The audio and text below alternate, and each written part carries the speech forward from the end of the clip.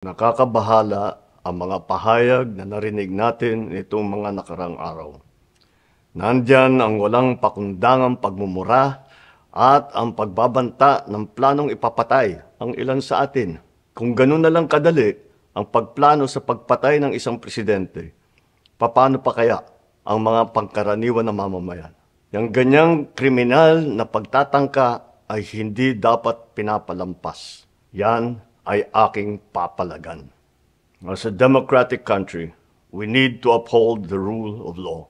Ako, bilang pinuno ng Executive Department at lahat ng mga nanunungkulan sa pamahalaan ay may sinumpaang tungkulin na tutupdin at pangangalagaan ang konstitusyon at ang ating mga batas. Kaya hindi tama ang pagpigil sa mga halal ng bayan sa paghahanap ng katotohanan. Hindi na sanang hahantong sa ganitong drama kung sasagutin lamang ang mga lehitimong katanungan sa Senado at sa House of Representatives. Ang katotohanan ay hindi dapat itokhang. Tapos na sana ang usapang ito kung tutuparin lamang ang sinumpaang panata na bilang lingkod bayan ay magsabi ng totoo at hindi hahadlangan. Imbis na diretsahang sagot, nililihis pa sa kwentong chicheria.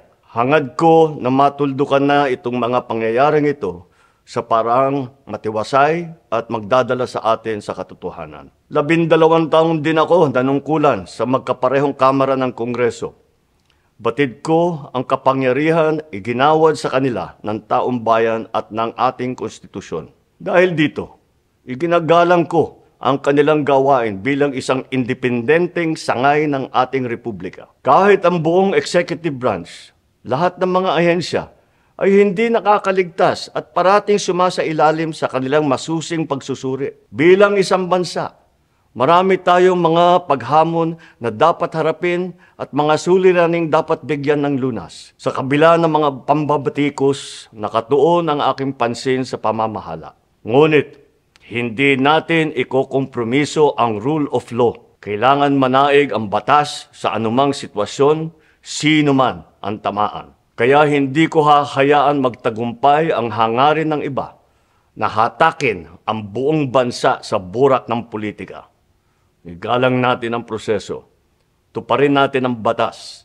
Alalahanin natin ang mandato na pinagkatiwala sa atin ng milyon-milyon na Pilipino. Magtrabaho po tayo sa ikauunlad ng Republika ng Pilipinas at para matamo ang bagong Pilipinas.